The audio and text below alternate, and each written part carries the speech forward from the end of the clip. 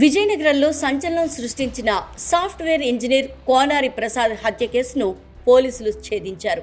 ప్రసాద్ హత్యకు వివాహేతర సంబంధమే కారణంగా తేల్చారు. ఈ నెల 10న తెర్లా మండలం బూరిపేట సమీపంలో సాఫ్ట్వేర్ ఇంజనీర్ కోనారి ప్రసాద్ దారుణ హత్యకు గురయ్యాడు. ప్రసాద్ స్వగ్రామానికి చెందిన సమీప బంధువులైన ఇద్దరు అన్నదమ్ములే ప్రసాద్ను కర్రలతో కొట్టి చంపేశారని, ఆ తర్వాత రోడ్డుపైకి ఈడ్చుకొచ్చి పడేసినట్లు పోలీసులు చెప్పారు. ఓ వ్యక్తి భార్యతో వివాహేతర సంబంధాన్ని కలిగి ఉండటం వల్లే ప్రసాద్ను చంపేశామని దర్యాప్తులో నిందితులు చెప్పారన్నారు పోలీసులు.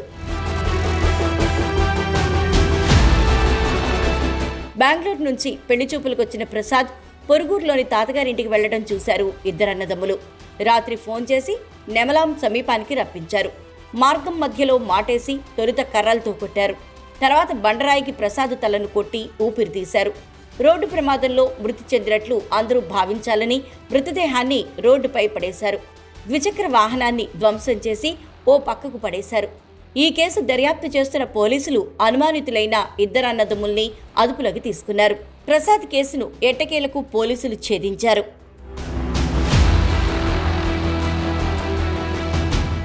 A1 అండ్ A2 అనే అతను శివకృష్ణ, A1 అండ్ A2 ఇద్దరు బ్రదర్స్, ఇద్దరు అన్నదమ్ములు. సో ఈ A2 ద్వారా A1కి డిసీజ్డ్కి ఆ వైఫ్తో ఇల్లీగల్ కాంటాక్ట్ ఉందని సంగతి తెలిసింది. అది తెలిసినాక వాళ్ళు దానికి సంబంధించి కొన్ని వాట్సాప్ చాట్స్ కూడా చూడడం జరిగింది. అది చూసినాక వాళ్ళ ఈ డిసీజ్ని చంపేయాలని ఒక ప్లాన్ వేశారు.